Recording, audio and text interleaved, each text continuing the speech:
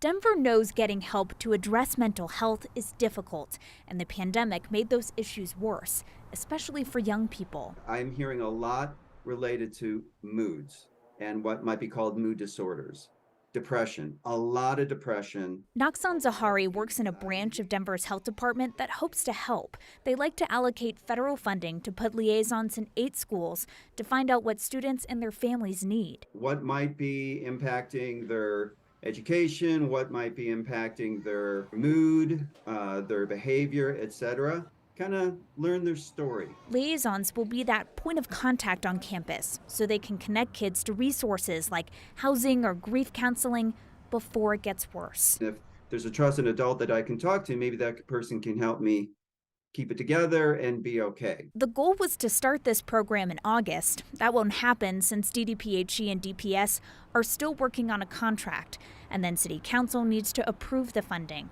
Once it does get going, the hope is it'll help students focus on education and keep them away from violence. Maybe if I have somebody to talk to that will help me not get to that place. Kids are struggling. It's why Denver hopes bringing someone directly to them will make things a little easier. We got a whole generation of kids that are going to be very ongoing impacted by that gap in their development.